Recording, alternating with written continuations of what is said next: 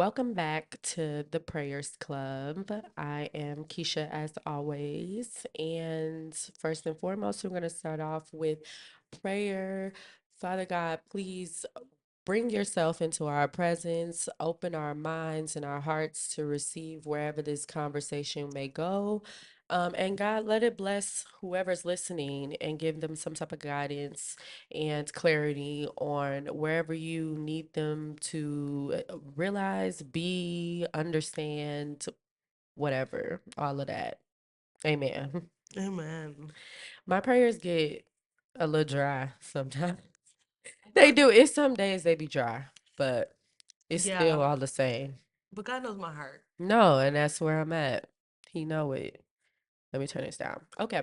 So I have a guest today, but really not a guest because I'm trying to get her to be my host. So we're gonna convert her over. It is the lovely Brianna. Hi, Brianna. Hi. They Hello. they can't see you. Hi, everybody. You can't see me, but I'm waving. I love Brianna, y'all. And we have great conversations. They always keep flowing, and there is not another person like I wouldn't feel like I could really do this with longevity. So enjoy her as much as I enjoy her. What's been up, friend? Hmm. What's Yeah. been up? I feel like I'm in my trust the process phase of Uh, life. And but you know what's great what's I've been up to, I would say, is like, I recently graduated, and so I've been focused on that. I'm about to reapply for grad school to yeah. get my master's. So that's exciting. Yeah. And wait, let's jump into it because that brings me to my first question. So when I was like creating this, so I was like, we can go so many different places, but because I'm just introducing you to everybody and making the way for you to be here with me all the time, I thought of like my favorite things about you and just kind of like created questions around those. And I'm not gonna tell you the three favorites. We're not gonna do that. But that led me into the first question. So, as far as school, what was going on? Because I know you went to school after, like later on after graduation, and that's much different from the way I went right after school, high school. Hmm. So, what was going on in your life before you made the decision to go back to college and why you made that decision to go to college and choose psychology? That was a big question. Yeah, it was a little packed. Mm-hmm. Um, I think a bad relationship was what was happening. I won't say Mm-hmm. bad relationship, but one that was just taking over me in ways that weren't helping me in the long run of my life. I had started going to school, but I honestly didn't know anything about it. Like, I didn't know how I was going to pay for it. I didn't know how I was going to. I'd never lived for real off, like out of my mom's house. So I didn't know like what that living situation was gonna look like. Didn't know how I was gonna eat. Just didn't know anything about college for real, Yeah. like that. And so I had dropped out, and then I was like, I need a job. Like, I just need a job. That's all I knew. And then I think what really made me want to go into psychology specifically was because of the trauma that I had. I was trying to understand it, and I Yeah. didn't. But every time I would look something up, the word psychology was always like attached to it. So then one day I just looked up psychology. Mm-hmm. And then I realized, oh, this is how people become therapists. Then I Mm-hmm. looked up a therapist, and I was like, that sounds like something I'd want to do. Mm-hmm. Then I looked up, what do you need to be a therapist? Then this, basically everybody was like, go back to school. Yeah. I So, didn't know you went to school first. Where you hmm go to school first? I was going at the U of A for Oh, like a semester. And okay. then that bill hit my Bursar account. And I was like, oh, there's just no way. No, that's real though. And then That's every real. fear of adulting just took me by surprise as a little girl. Mhm. I was 8. I think I was like 19 or something, and Mhm. I was like, that's a lot of fun. That's a lot of funds. Mhm. I've never seen Mhm. that much money before in my life. Mhm. Can't go here. At the time, how much was U of A then compared to now? Mm, when there was a bill on my account back then, it was like just under $10,000, Mm. Okay. which isn't a lot Mm. compared to the semesters I've just paid for, but Right. that was a lot when I was 19 and I had Yeah. never seen no bill like that. It said the bill was Brianna Johnson. You like it felt personal and I was like, I can't go here. This is not gonna be a good relationship. I know I That's don't got the money. hilarious. No, but that's kind of similar to how it was when I first went. I went right out of school, and because of how life was before then, I was like, I'm picking the school furthest away from here, and I'm leaving. Now, this is my ticket out. I had really good grades, but one petty scholarship. That scholarship was like for 3,500, and that probably would have made a difference maybe if I would have went to school in state, but I went to Alabama. So I went straight out there, and the first semester hit that account and they literally said you owe $9,000, and I said, "Oh." And that was only for that semester because it was like 25 Mm-hmm. for the year. And I was and I seen that. And that's so funny because I seen that during all the orientations. But I was like, I'm gonna just act like I don't see that because I'm ready to go. Right. So I got there, and when I Yeah. seen that, I was like, okay, what are we about to do? And my mom helped out and she got a loan and she paid that. And then second semester came and the 14 dropped in the account. And I thought that scholarship was gonna be like one here and one here. No, it was for the year. And they Yeah. applied it to that first one. So when it came, I was like, oh man, what am I gonna do? And we took another loan out. And so when sophomore year came, she was like, Markeisha, I'm not doing it again. And I was devastated, like, how could you do this to me? Y'all don't want me to succeed. Like, it was bad. And I didn't understand what that debt was and what that Mhm. meant for my mom. But I was just like, girl, I'm trying to go to school. Make this happen. All the other kids' parents are making this happen. Make this happen. But that's when I ended up going to the military because I was like, oh, they're gonna pay for this. But Mm-hmm. my little clown behind went active. Baby, listen. That wasn't for me. It wasn't. It was very fun. I met some great people. But yeah, no, let me out now. Let me out now. And then I came home and I worked a job for about a year. Not even a year. Not even a year. And I was like, yeah, no. So I went back. But I chose a school in state and a little small private college, like not no big university, something very small. Went there and it was only like I think it was only like 10 a semester there to go. And so that and they gave me a lot of scholarships and grants for my grades and just other things. So it ended up being like out of pocket. We only had to pay like 2,000 a year. But even then, stuff kept stuff kept coming up, but I made it through.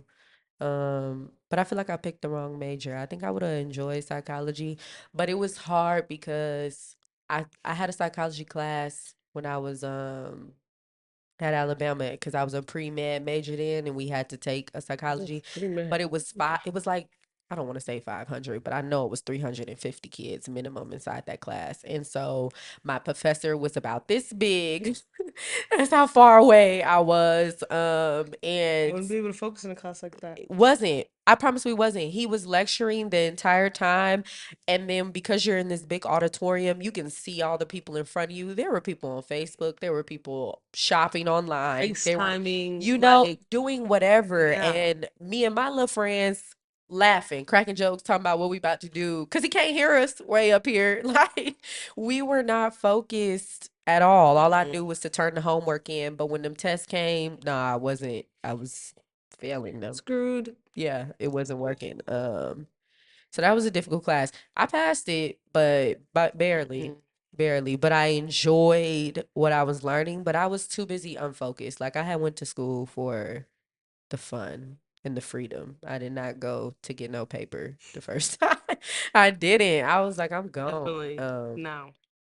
But even though I don't agree, well, I don't gonna say agree. I don't really benefit from what I got my degree in and the whole school experience. I still feel like I learned so much about life and myself being in college rather than the actual education.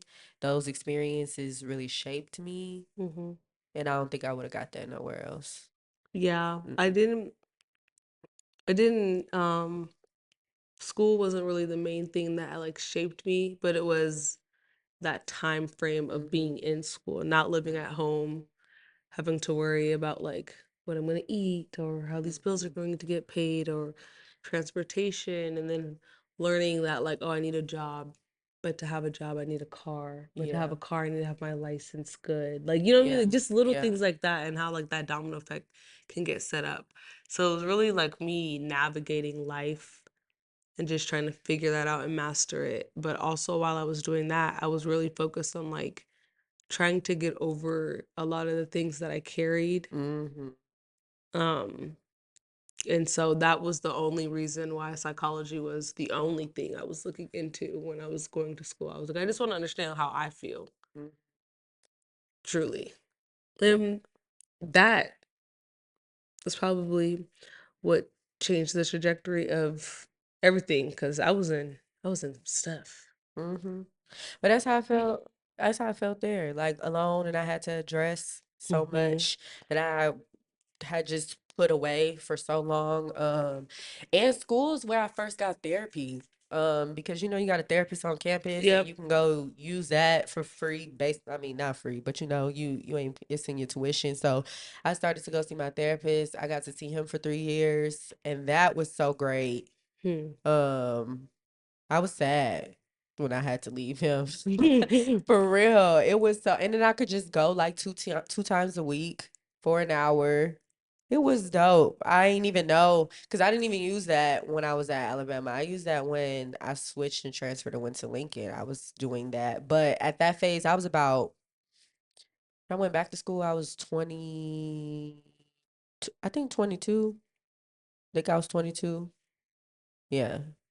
So, not to say that was a big difference, but I wasn't in the mindset at 18. It was like, okay, Mhm. I already messed the first slot up, so I'm here again. Like, it was a lot more maturity. And you graduate college when you leave straight from high school. You graduate about that area, 23-ish. So I was the oldest one there, or one of the oldest ones there. I didn't really get into the partying like they were doing because I already did that. Mhm. And it was a different outlook on it. So I was going to therapy. I was sitting front row in the class. I was making relationships Mhm. with my teachers, and it was a lot different. But it's also where like I've had my first apartments. Um and really just started like seeing what adulthood was like on top of going to school. Um yeah, school was an interesting time. I learned a lot. Yeah, no, see, I think my first therapy session was in a church. Mm, Yeah, mm. it was The church had a therapist? my pastor was a therapist. Oh, that's a good combo. Yeah. So the Wow. first time I remember like having therapy was with my apostle. Wow. And I didn't like it then. Mm, At that point, not because I didn't like my apostle or anything like that, but just because as a child going through like the issues I was going through with my mom, it felt like you guys are just up to something, like you're just trying to like okay. get me to Yeah. like obey and be obedient in the home type of Yeah. deal. it didn't I for me it wasn't separated enough Okay. to have an effect. Okay. But that was still my first time really kind of I want to say, and I might be wrong. Honestly, I might be wrong. But one of my earliest memories of therapy was in a church. Mhm. And even though I felt like that in that particular scenario, that's also kind of when I realized like I would like to sit down and Mhm. help people with their feelings too. Mhm. Like just in the middle of the day, I'm just sitting there talking to people about emotions, like not about Mhm. anything that doesn't matter, something that really does matter. Yeah. And like I'm low key, like for my own selfish reasons, I'm nosy. Mm. And I'd be liking to know what's in people's heads Yeah. and like how their thought processes come together. Yeah. And if I have any knowledge or any ability in helping you shape that way for like your betterment, I want to have something to do with it, which Yeah. makes me a little vain. But like we're human. I don't think it makes you feel So bad.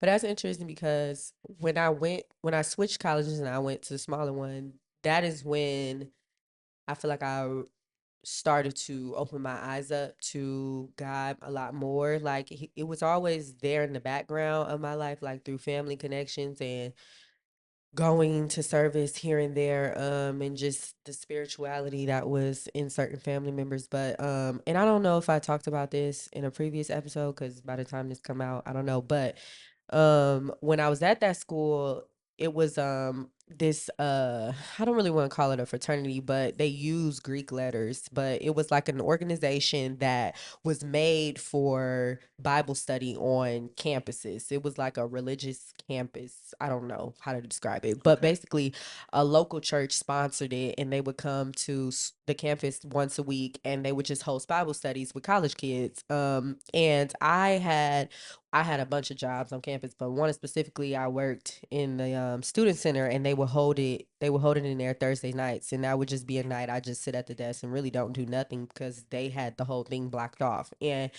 I would be listening, but not really paying attention. I'm doing my homework and things like that. And then one day they invited me to this revival they were having, and mind you, they were white, so I was like, yeah. I don't want to go because I don't know white Jesus. I don't mean I'm so serious and I'm sorry. But that's really where I was at. Like I don't want to go there. His hair was made of wool. I'm just saying. His You skin is know, made of you whatever. feel me? Anyway, And let's not get so into it. but I did go. I ended up going because a bunch of friends that I had at the time, they were going. And I ended up showing up and they had this guest speaker. He was like a traveling motivational speaker, pastor from Hawaii. And that was interesting. But we went and I remember sitting there like I went the first day and it was cool. And then the second day came and I'm like, I'm not going back. And then the last day, my friends was like, no, you need to come. It was so good last night. And I'm like, y'all can't convince me. I was in there feeling very uncomfortable because everybody in there was white. And then you already know how like when they sing songs that are made by black people, they water it down. And I was just like, but I went back. It'd be And tasting like them zero like Gatorades. yes. And so I went back and I remember sitting in there. I was sitting in the pew and I was like, and they were singing. And so I was going through a lot. And so I just started like, you know what? I'm just gonna start praying because I can't even stand up and clap with them right now. And everybody's standing up and I'm sitting down. And I'm praying. And so end up saying, like, God, if you are trying to work through me or tell me something, like, please let them play something that I know. And I swear out of nowhere, they started playing Fill Me Up. And that at the time was like one of my favorite gospel songs, but they weren't watering it down. And so I was like, oh, you see me in here. That's how I felt. Like, okay. But I still so then now I'm like praying even harder and I'm crying. Like, oh, Oh, he sorry. played my favorite He's song. here. That's here. He's in the room. Right? So I'm doing that and my head is still down. And then like while I'm doing that, I hear somebody say like young lady. And I don't answer. I don't think he's even talking to me. And then he repeats it again. And then my friend taps me on the shoulder and I look up and he's right here. Cause I was at the very end of the pew or whatever. And so he's right there. And so now I'm like, oh no, we're not about to put the little black girl on display for everybody to see that it's battered. We're not gonna do that. And then he asked me to get up and come to the front. And so I was like, Mm-mm. oh my Lord. And I was like hesitant, but my friend at the time, we were really close, and she came with me. And I'm so happy she did. I didn't have to even ask her. I think she kind of felt the vibes because I was like, I don't want to go. But she walked up there with me, and he was prophesying so much and just telling me, like, I don't know. He was just like, you don't know who you are, and I'm gonna tell you who you are. And that man ran down my business like he knew me. Like, he talked about my abuse. He talked about, my self-confidence, like things I went through throughout school. And he was able to name some things in detail as if like I had talked to him before. And so now I'm just like froze, like deer in the headlights, like what is going on here right now? And he was like, but besides all that, I want you to know that, like, the dreams you have in your head, God is going to bring to fruition if you stay focused. Like, you think you are going to do this and this and this, He's going to take you around the world, and you will speak to people and you will save people with your story. Stop thinking you need to be perfect. He has a plan for all of that. And at that time, I was trying to create a podcast, and I was going to call it Fire Conversations. I don't know. That's where I was at. I thought I was a dragon. That's where that was.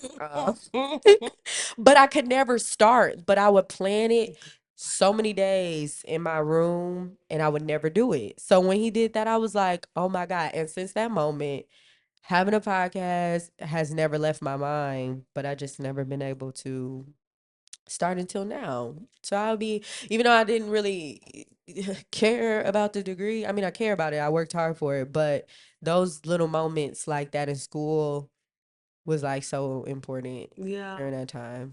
I feel like he God sets it up that like you never miss your mark. You might seem like, oh, you Mhm. took your time somewhere along the way to do something or get somewhere, but you never miss your mark. Yeah.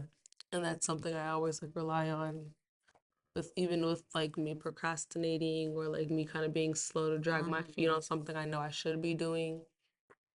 I know Mhm. that I'm like always right where I'm supposed to be. And I think that I don't know if that kind of keeps me docile sometimes. Mhm.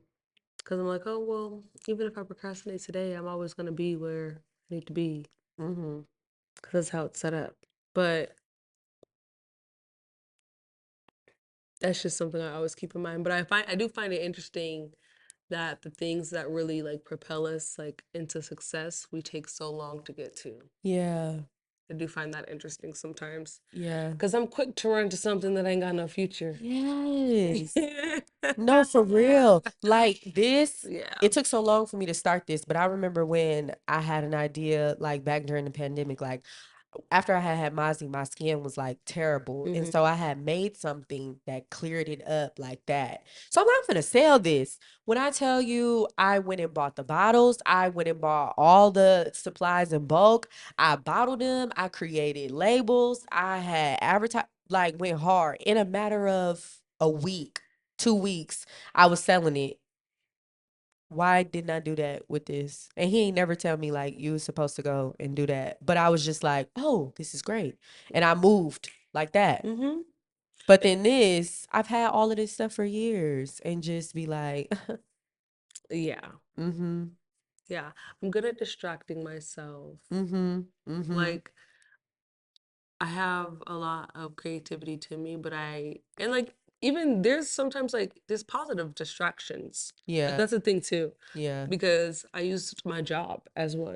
Like, me yeah. needing to work, needing to be able to have being able to have the financial means to sustain my livelihood. Mm-hmm. Me going to school. I need to go to school. I need to focus on school. No, I can't read the Bible tonight because I got to stay up and write this paper. I don't really have the Yeah, time like that. Like, yeah. making excuses with different priorities, even though they're good priorities, that's still like not tapping into anything for me creatively or spiritually. Mm-hmm. So I find those things to be kind of interesting Mm-hmm. because I'm quick to give myself a distraction in a positive way Right. and try to excuse it as to why I'm not really being intentional about what actually brings me real peace and joy. Mm-hmm. Like, Mm-hmm. I've been the calmest I've been the last couple of days, or have been the last couple of days for the last few months because you've seen me do nothing but read my Bible. That's all I've been doing. Mm-hmm. You know what I mean? Mm-hmm.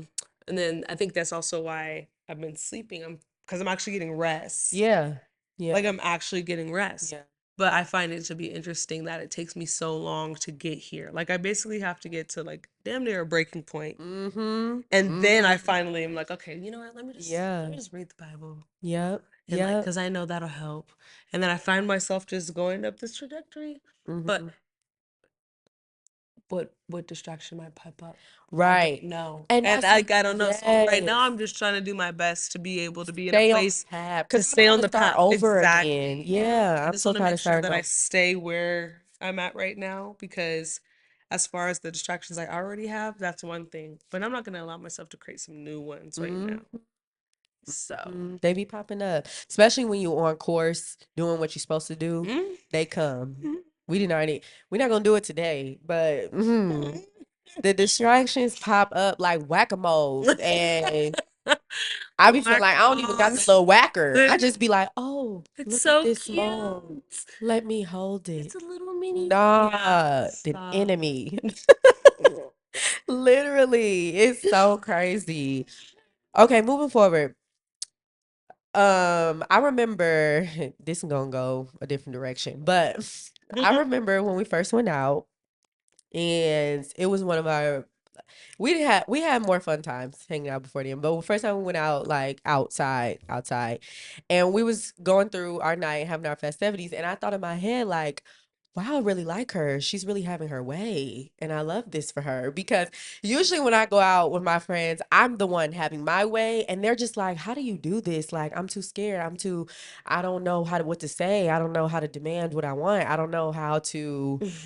I'm trying to use the right language. I noticed. Like I don't know how to have my way. I'm just gonna keep saying that. So when I was around you, I'm like, oh my God, this is beautiful. And she's just having her way. Like this is probably what my friends look at me like when we doing outside things, Activities. activities. And so how okay, so and I We're know that can keeping it be politically correct over here. yeah, I know how that could be a blessing and a curse Mm.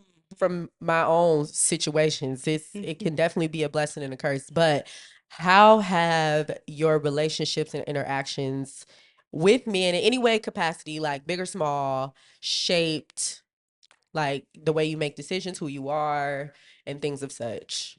Ooh, okay, that's a good Mhm. one. That's I a told good you I one. had all the questions for you. We That's should a little good one. interview. That's so funny. I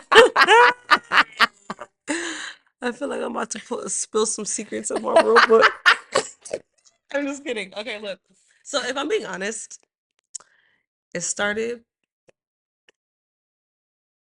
with these men that are supposed to be fathers. Mm, Like talk let's be about real. it. That's where it started.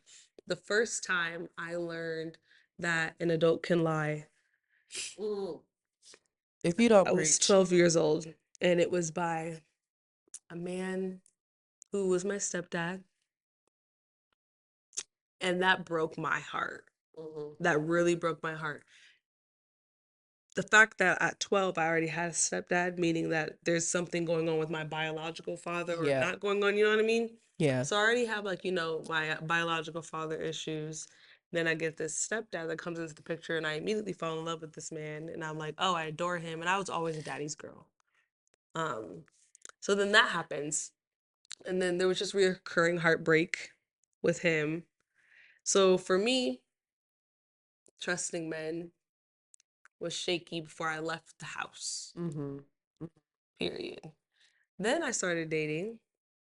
The first guy I was with, he was nice, but he wanted to get married and I didn't know anything about Mm. that part of life yet. I was Okay. just experiencing freedom outside of my mama's house Mhm. for the first time. So that was how that went.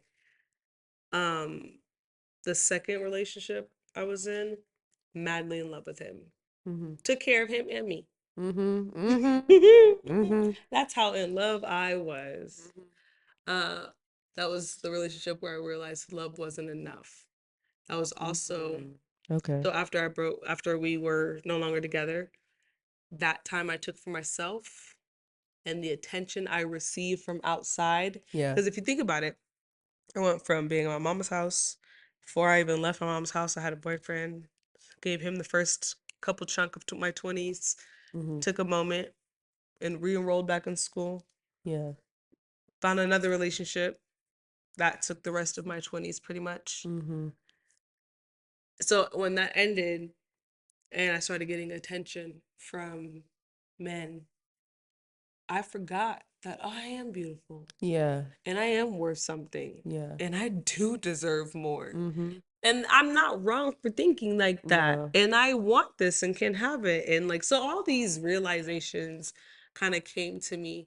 And that shit went to my head Mhm. immediately because I Mhm. never I hadn't been Mhm. talked to like that. I hadn't felt these things before. I hadn't been treated like this. Didn't have no example. Didn't have someone to really fall back on and teach me how the game was supposed to go. Yeah. Wasn't reading my Bible or anything like that, so I don't Right. have an example or a foundation. And so it was kind of in that space for a while, and that's when I started to like see like where this can benefit me because as I started to become a better version of myself, where I placed men in my life, they went from like a high pedestal to like can't even get up there Yeah. no more. Yeah. But I also wasn't focusing on God. What I was idolizing was getting my life together. Yeah. That's what I was idolizing. Yeah. I got a car and it runs. I got a job and it's working. I got a house and I can pay my bills. Yeah. If I want to go outside, I could do that and pay for that too. So I was kind of like running on that high, getting like kind of my confidence was increasing, my self esteem was increasing. I'm getting attention from these guys. Then I started to like get a little too hot, like Delilah. Yeah. That's what I started to do. Yeah. I Yeah. started to realize, oh, Yeah. yeah, you like me, Yeah. and I know what I can get from you. That is so good. And so that's what I started to do. And I Mhm. started to do that for a little bit. Mhm. And then I realized I am tired. I'm still an empty cup. Yeah. I'm Yeah. not getting anything for real out of Yeah. this. So I think what it is, it's like it was just the whole journey of men from not having it, like not having a good example in the beginning to trying to work my way and figure out where like they fit in. So then now me being older and more mature and knowing more of what I want from myself as a woman and as a man, it's just come down to I just God got to be at the center of it for Yeah. real. Because I don't really think I have the energy to entertain anything else. Mm-mm. No.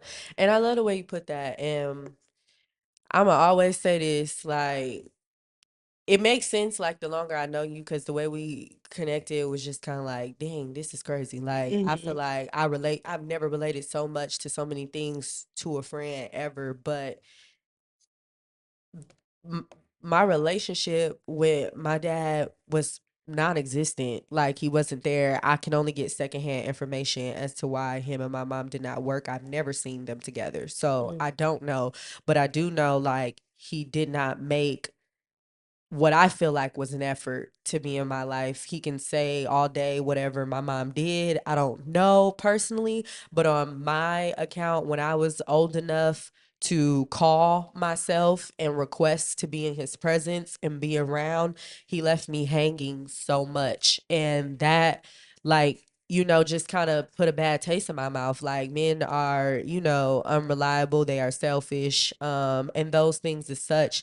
And when I hear you say like you're a daddy's girl, I love that for you because I didn't get to experience that. And my best friend is like, and I loved watching her and her dad to the point where he was almost like a second dad or is like a second dad Oh, to see, me. no, and I hate to cut you off. I'm so sorry, No, but you fine. I feel that's well, yes, I was a daddy's girl for those moments that my dad or Mm-hmm. dads were around, but none of them fulfilled their Mm-hmm. role for Mm-hmm. real. So I didn't get the chance to be a daddy's girl, Yeah. which is why I fell into my relationships the way I did Mm-hmm. and so hard because I didn't have that love was never like that craving I had. It was never Right. satisfied. The itch was never scratched Right. growing up. So I let these other men scratch some things, Yeah. and that wasn't. It was more detrimental than it was helpful. Yeah. But I feel like it was very important that men aren't the only one. Like these little boys aren't the only ones that need their dads. Mm-hmm. Mm-hmm. Like I feel like little girls need their dads, if not more Mm-hmm. than anything, Yeah. because it sets the tone. Yeah. Yeah. I didn't. I didn't get that. I didn't get that. And then my mom got into another relationship. Well, the first relationship I really seriously seen her in. And he was my stepdad from like middle school all the way through high school. And their relationship, it was a little different. Like he wasn't in the house with us, but he made sure I ate. He made sure if I needed anything for sports or for anything I was involved in. He made sure if he didn't pay all of it, he helped my mom pay it. Like he showed up, and he was there. But because he wasn't in the house and he was always working, in his own way, I did not get to see it in the house. I didn't get to see my mom being loved on. I didn't get to see, that aspect of it. And I just kind of thought like he is, as much as I love him, he was only beneficial for monetary reasons. And I didn't make it like that. I don't know if that was her dynamic with him, but all I know is if I call my dad and ask him for something, he's pulling up and he's giving it to me immediately. And that was what our relationship was about. And when I went off to school, when I went off to Alabama, I got into my first real relationship. And I went into it like, okay, because I was a little wild. I wasn't no little. I was wild in high school, and that's just what it was. You couldn't get me to care about a man's feelings. You couldn't, especially we were young, and all I was just hearing is like, "You're young, move forward, like don't take nobody serious." And I literally didn't. So it was play games left and right. And when I got to school, I was like, okay, this is an opportunity for me to reinvent myself and start over, and I'm gonna do it. And got into a relationship and was so loving, so caring, so supportive, and thought he could do no wrong. And took the first female after a night out one day. She was trying to she was just being subliminal and doing some weird stuff, and I didn't know her. I didn't understand why. Come to find out, baby stayed the whole time I was at work. They was getting busy. And so I was like, oh, that's what's been going on. And mind you, he didn't have a job, but we were in school. We were like, it wasn't common. It wasn't uncommon for people not to have a job. But I'm I'm buying you Jordans with my dang on with my work study check. I'm feeding you with the work study check. Like, and you mean to tell Mm-mm-mm. me, and that money was supposed to be going to that big old bill I had, but I was tricking hard, hard. And he was doing things for me because he came with a decent savings. So it wasn't like he was broke, but I was just like the whole time I'm at work, you with other women, and Mhm. it didn't stop there. Like as it progressed, he ended up getting kicked out of school, and he was kicked out of school for taking advantage of a drunk woman. And now look, I didn't know. He told me he was leaving school because he didn't have money to pay his bill. And I was sold because I know how that money be. Come to find out, no, you got kicked out of school. And while everybody is like looking at me crazy, like, why do you still fool with this abuser? I didn't even know. And it How took did it you not know? because I literally would go to class, go to work, study, and hang out with my best friend at the time. And she didn't go to our school. She was like a dual enrollment student. So she went to the community college, but then she had like dual enroll. Her credits were going to our school. So when day was over, I'd leave campus with her. We'd go, like she was from Alabama. So we'd hang out in the So it city. wasn't like those words were circulating around you at all. No, at least like they were strategically keeping it from me because nobody ran this by me.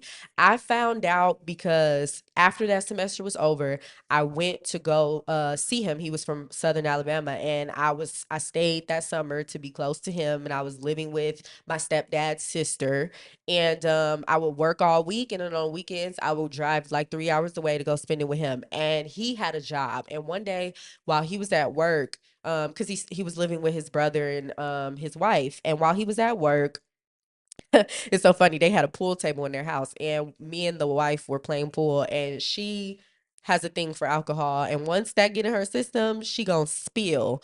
And so we're talking about how these men ain't nothing, and she like, I gotta give it to you, you a good one.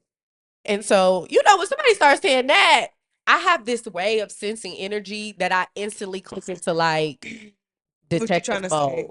No, I got into detective mode, and that's probably why I was a criminal justice major because I could switch so fast and tell when somebody about to spill tea. So I Mhm. was like, oh, thank you. And she was like, yeah, I just, the way you love him and you support him and you drive out here every weekend, like, because if he would have, if somebody would have did what they did to me, I wouldn't be around. And I was like, yeah, I know it's been a hard time. I was like, I mean, and I'm like, but which specifically are you talking about? And and she was like with that girl and getting kicked out of school. And I was like, oh yeah, that was wild. I don't know what she's talking about. She was like, and then like the dude is and the girl is saying she was drunk and him and the friend was both in the room taking advantage of her. And I mean, she's spilling the tea. And if I could turn red, I know I was.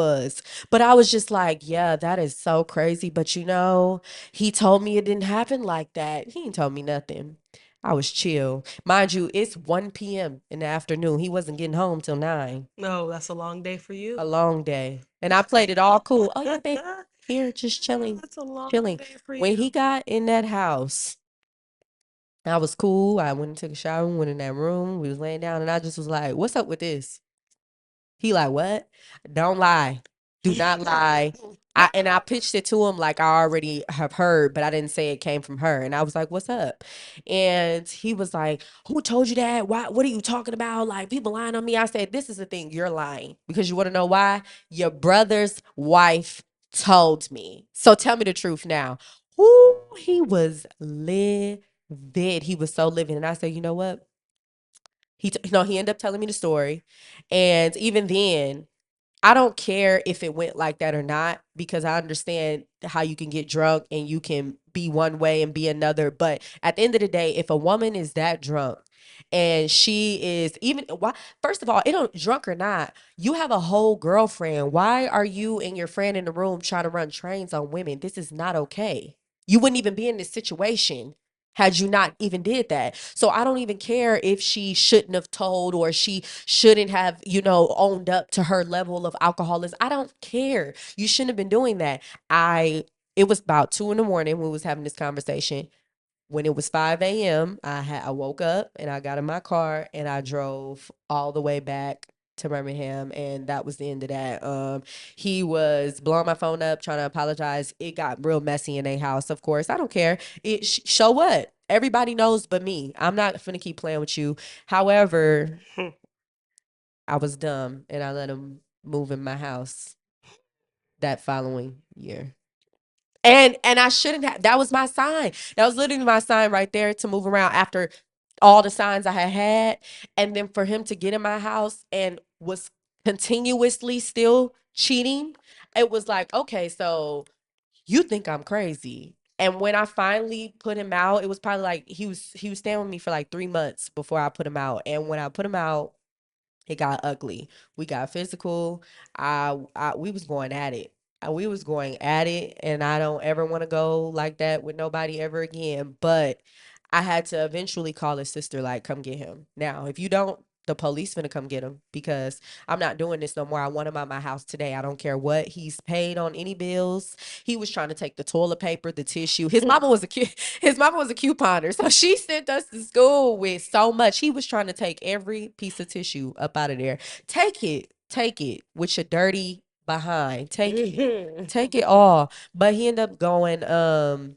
Nevertheless, that was crazy, and that really showed me that like you can't trust nobody further than you can see him because how are you buying me all these things, telling me all these sweet nothings, spending all this time with me, and the 4 little hours out of a day when I'm at work, you find time to go be with other women and to get yourself in these situations. And even that same night that thing occurred with that woman, he stayed the night in my room. This all happened in the matter of when the party was over in a 2 hour span because that's when we end up linking back up because I left the party and went to Waffle House with my friends. So I'm at Waffle House in these 2 hours. This is what you and your friend doing. And then you left her there with him and came to my room. They have no heart. They have no heart. They don't care about nothing but at least he did not care about anything but himself. And that left a very nasty taste in my mouth. And I was very hurt because I tried to play fair with you. and this is what you did. And I jumped right into my next relationship that took up the rest of my 20s, because that was only like a year, and then the other one took up 9 whole years of my 20s of turmoil and confusion. It was wild, and once that was over, like, it was hard. And I had said on my first episode, like, I was on the floor in the bathroom crying, sad, hurt.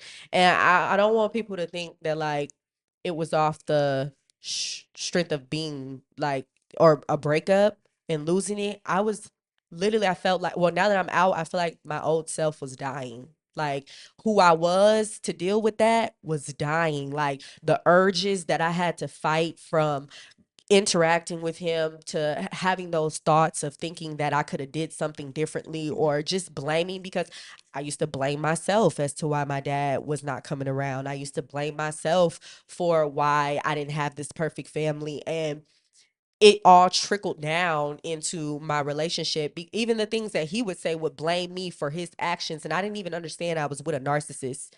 I didn't want even want to put that label on him because I love him so much that I just couldn't wrap in my mind that I could find myself in a situation like that with somebody.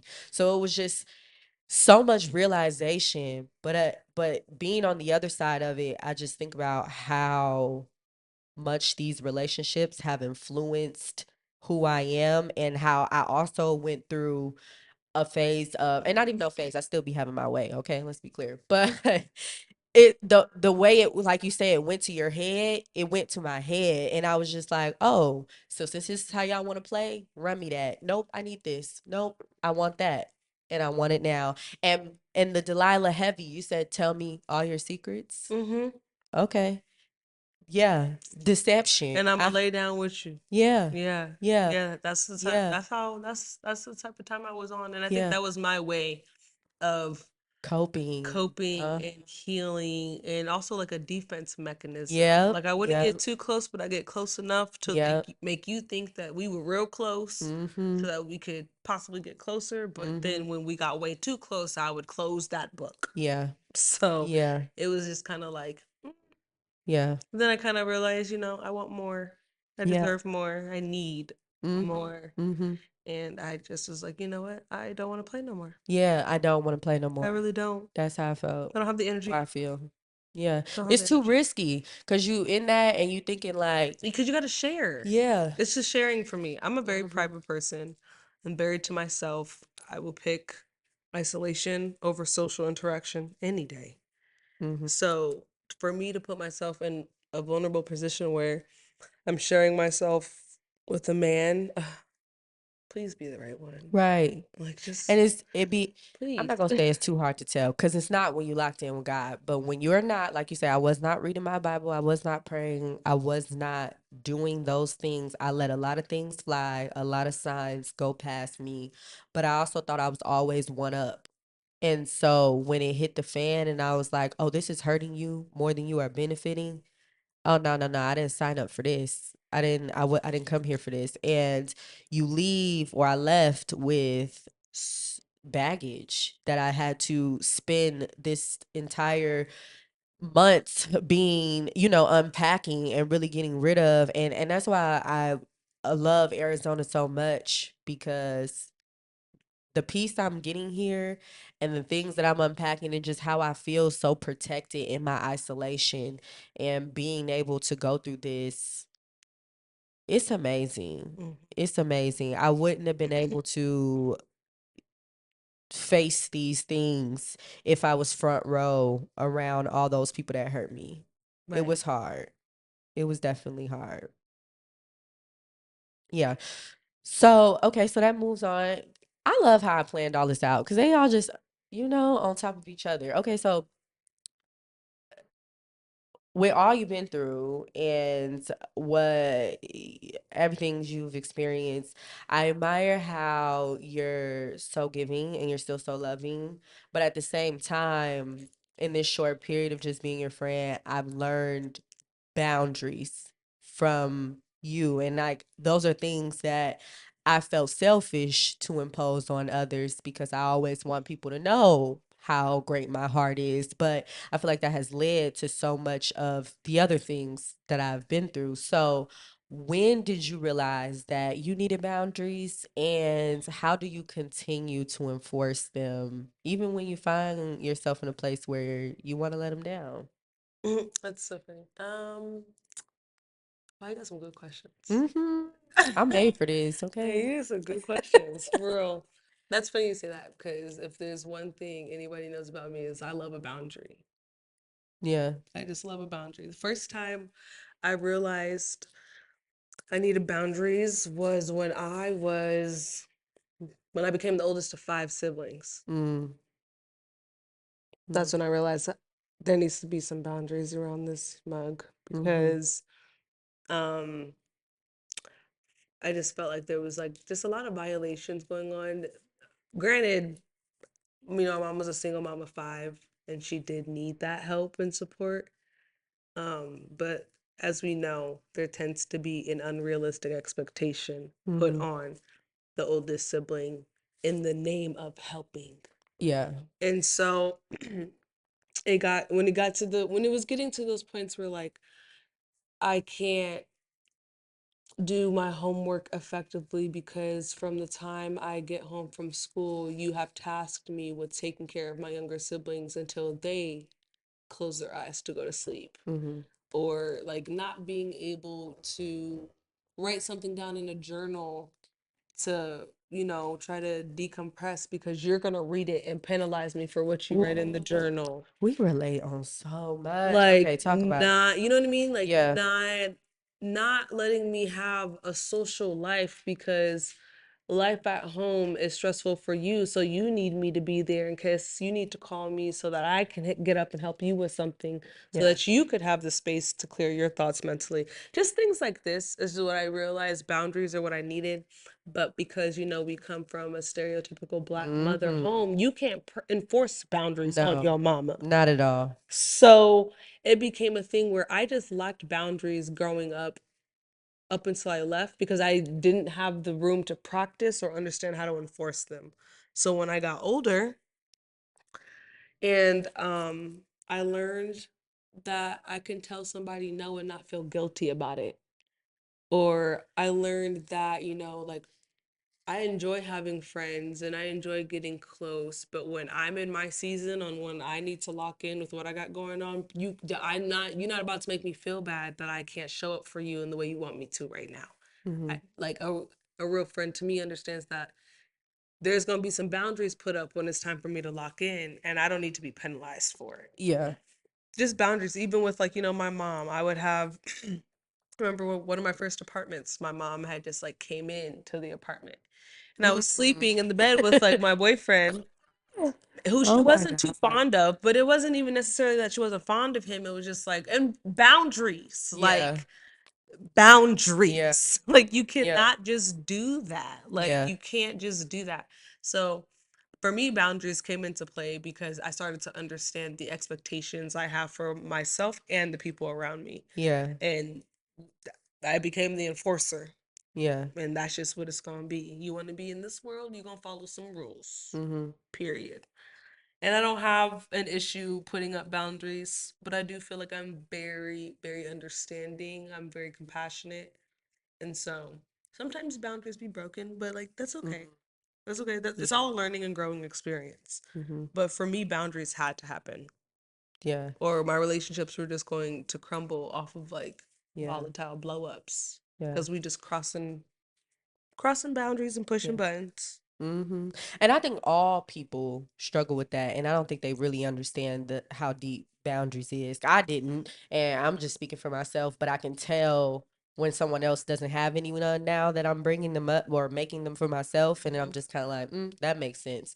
And It's really about discipline and respect yeah, for yourself. yeah, That's really what it came down to. So the yeah, more I had enforced boundaries, the more I realized it feels good when mm-hmm, you can enforce a boundary on yourself or mm-hmm, others and they respect you and care enough mm-hmm, to honor it. yeah, and then you watch the connection just become a little Grow. bit more Yeah. stronger Yeah. off of that. So, Yeah. And I think for me, I thought if I created boundaries and enforced them, I would lose people. And you do. You do lose well, yeah, the people. ones that gotta go. Right. But for the most part, the ones I thought would struggle with it the most, and they do struggle because they don't understand like why is things changing? Why are you being this way now? Hmm. But I can't stay the same and it's personal. So it Hmm. is what it is. And if you're going to continue to grow with me, this is what I will allow and not. And sometimes I run into this wall of where they feel like I think I'm somewhat better or and in a way I am. I'm not better than you, but I'm being a better version of myself. And I don't want to allow that anymore. Now, if that means you want to walk away from this relationship, this friendship, and all of, the greatness we have, okay, great. That's fine. Because what's on the other side of this is way more important to me than being able to say I am have been your friend for this many years because I can't keep allowing these things to happen because you might say or do something to me and then if I don't speak on it later tonight when I lay my head on my pillow I'm thinking about how I Hmm. should have told you not to do that then and now I got to wait for you to do it again in order to enforce it. And I don't like that because now that's the second time you are playing with me and I don't like. And people people will get mad at you for having boundaries but don't enforce any of their own. And it's like, well, I don't tell you not to do that with me. I don't make you do it. Well, that's you. If there's anything that I'm doing that you don't like, speak on it. Hmm. Lay it out there because if you don't, you harbor it in your head and now you're going to treat me different off of how that made you feel when Yep. we could just talk about it. We can literally just talk about it and we can move forward and grow from it. I'm not going to make you feel uncomfortable or if I am and I don't know, how am I going to Say fix it? something. You Yeah, you know? gotta speak on it. You feel me? Like allow me to decide this relationship is personal enough for me to make a change or an Hmm. adjustment for you. And that makes everybody feel better. I don't understand why it's a difficult issue, but I think because we grow like you say, we grow up in this black household. In our culture, we don't have boundaries. I have known all my life I've wanted to be a writer. I've wanted to be, a speaker. And the things that I used to write in the short stories or just things in my journal, just expressing myself my mom would read. And to the point where I said, I'm not having no more journals. I don't want a journal. I don't want a notebook. Like I would see one and be like, oh, and I would put it away and it'd be empty. Cause you're not going to penalize me anymore for my thoughts. And quite frankly, I know I was speaking facts in them journals and it was hitting homegirl hard. And I love my mama. I love my mama. But I know like as a kid, it's kind of like, reading the journal and it's like your child said this about you like who she thinks she is and Hmm. like now we got beef and Hmm. I didn't mean it to be hurtful but I'm also hurt and it's coming from a hurt place and those were my avenues to create myself and when that went on or express myself and when that went on for so long I stopped picking pens up I stopped writing and typing and I think that's what displaced me or had something to do with displacing me for so long because originally I wanted to go to school performing art school. That's what I wanted to do, but I never seen that possible because my spirit had been beaten up so much from my creativity that I was just like, this isn't gonna happen. So, and because I was like, my grades were all A's, and everyone was, they when you super smart, they throw them high money careers at you, like go be a doctor, go be a lawyer. So I went for pre med, and I stood in my first surgery like. This is whack. I don't want to do it. And then I switched my major to criminal justice. And I'm like, I'm going to law school after this. And once that first part was done, I'm not going to law school for this. Like, and so now I'm at this place doing this, and it feels so much better doing this than all that other stuff. But I had to get to the root and remember that's where you lost your spark. Like, you always knew what you want to do, but you lost it there and you had no boundaries. But I mean, you couldn't. Right. But now, like as an adult, I have to create boundaries with my mom and others in my life. But it's difficult because I know because she didn't grow up like that and she doesn't experience that and doesn't have probably strong ones or too much for herself. I think it comes off to her, or I feel like it comes off to her sometimes as if like I don't love her a lot, or I don't appreciate her, or I'm just having an attitude, like whatever she wants to interpret it as. When it's the exact opposite, like I want to become so close to you, but I also want there to be a level of respect and for Mm-hmm. us to have positive interactions and be able to face problems in a healthier way than you say what you say, I say what I say, we hang up the phone and we don't talk to each other for days. Like that's not what I want. I don't want you to be mad at me thinking about something I said and now you, I don't know, you don't want to help or you don't want to talk to me or and I don't like that. I've seen that go all, up and through my family and her siblings for years. And even the relationship I try to create with my brother, let's just talk about it. Like Mm-hmm. you can feel the way you feel. I'm not going to tell you you're wrong, but let's just talk about it and then let me know what you expect moving forward and how we can come to a common ground because I cannot have these relationships if that's not important. But I'm losing people. I'm losing people left and right. But like you say, you don't lose anybody that you really need. Mm-hmm. And that's difficult to really process because it's It that is. people, It is. yeah, it's people I love and I've had great memories with, but just understanding like there was phases and seasons for this and I'm not that person, but it's all love. It's all Yeah. love. I've never missed a person that I've lost Hmm. that like that I needed back. Mm-hmm. Yeah. Yeah. No. Mm-hmm. Did I say that right? No. I've never needed a person that I've lost back. I think you said it right the both Okay. times. Either way. Yeah. Mm-hmm. The point is, Mm-hmm. when a relationship ends, that Mm-hmm. season ended or I outgrew that in some way. Like we don't relate the same Right. anymore. And that is the part that's like, hmm. Like sometimes part can be sad. Like don't get me wrong, there's like when I think of old memories that I have with people and I'm like, oh, Mm-hmm.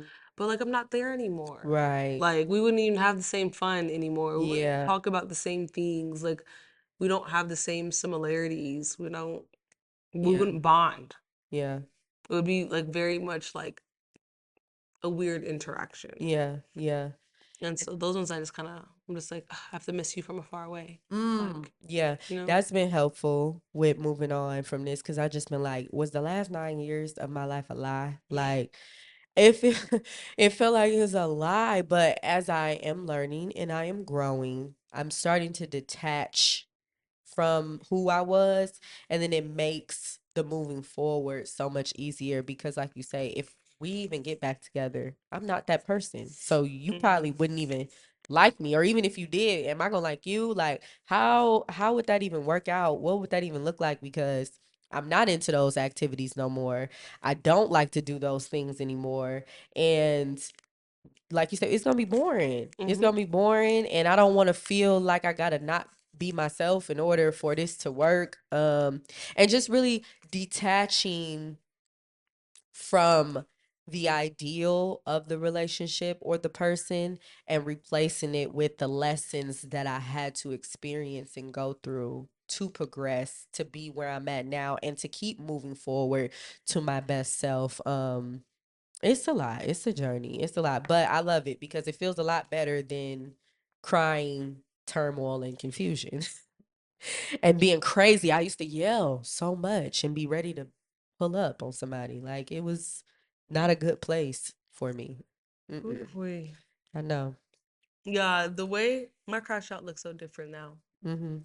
It's a little Mhm. volatile thing. Mhm. A little volatile thing. My mouth can be pretty wicked, but Mhm. I'm growing. Yeah.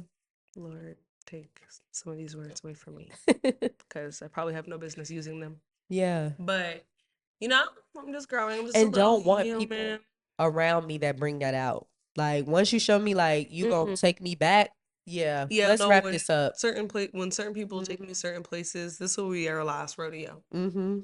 Mhm. Mhm. Yeah, Because this will be our you last rodeo. grow, but it's still a part of you. Hmm. So like That's we why can it's go back. familiar. That's why Yeah. I know when it's familiar because I'm like, ooh, Mhm. Mm-mm. I've been here before, and it didn't end well for me. So I'm just gonna leave exit stage left for me on that one. I don't like. I have an addictive personality.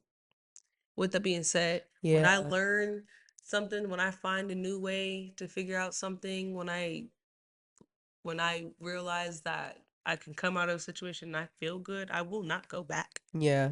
Like, I chase good feelings. Mhm. That is something that I really do.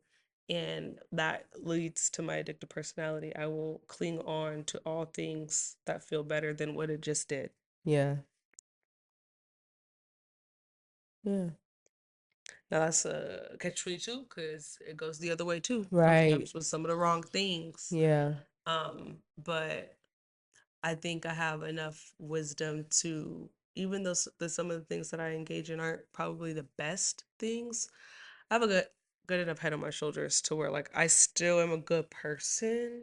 Mhm. Like I'm not out here just wreaking havoc and destroying people's lives and stuff like that.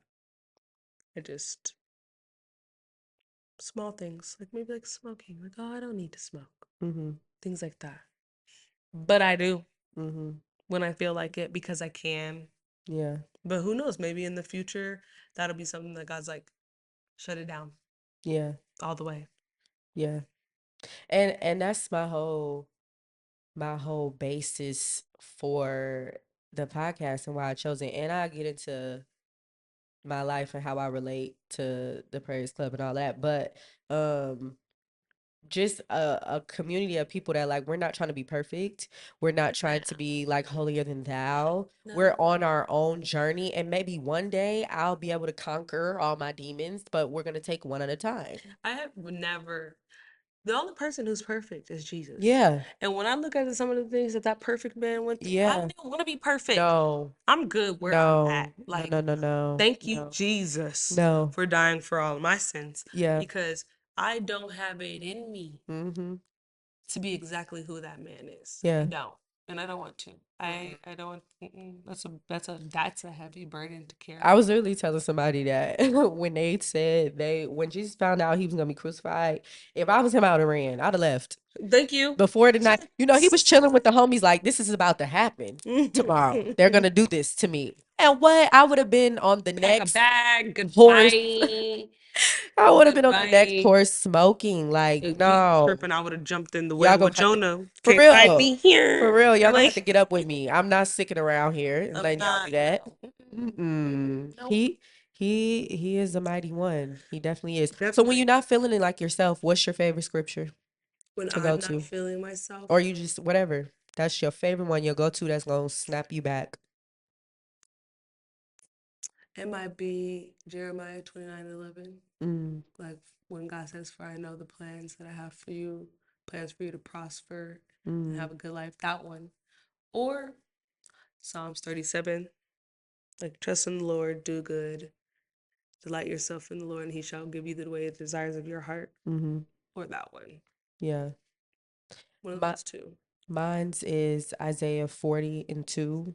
Hmm.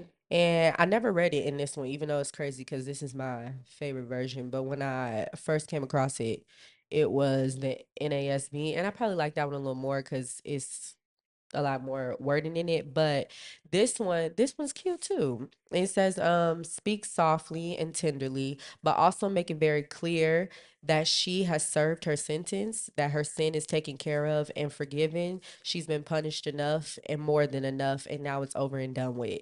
And that's my favorite because I feel like it was never going to end for so long. So when I came across that from reading Isaiah, I was like, wow, this resonates with me because I'm just like, oh my God, you love me. And it's over with. Pain's Like it was for a temporary. reason. Yeah. And it just speaks to the different phases in my life and the people I still have. Like, I'm not her no more. It's not going to happen. I've been through enough. You can say whatever you want at this point, but it's over with. It's over with. And what's next ahead is totally different. You can like it, you can love it, you cannot. But the stuff, yeah, that's done. The punishing is done. The taking on other people's burdens, it's done. Done. The physical abuse, the mental, emotional, it's done. It's over with. We're not happening no more. But then I also like it because it talks about me speaking and being graceful and doing that and having the courage to do this because I'm always like, I don't want to get on here and sound like I'm from a hurt place or I don't want to. But it's nothing wrong with the vulnerability, you know? But Mm-hmm. it's like, I don't know. I just love it because it just speaks to what I've been through, but also not being afraid to talk about it because it's over with and we're moving forward and I'm using it to, free and help free so many other women I know had to go through this. This was fun for him. This was fun. This was fun. It This sounds was like a, what I you don't know do. how long this was, but this was fun. I need you here every day, all the time, You can find me on the next episode. and all of them after. And the ones after that, and the ones after that, Yeah. and the ones We have after to that. like add you into the intro and this is a thing. We go together. We go together We real go bad together now. real bad. Like peanut butter and jelly. This was fun. No, for real. As always, thank you guys for tuning in. Make sure you like, comment, And subscribe. subscribe. Tell us in the comments your favorite scripture, and the ones you go to when you don't feel like yourself. But share this with somebody. Share it with somebody you think you benefit from it. At least one person. Every Tuesdays, 7 p.m. We will be back. Thank you. Bye.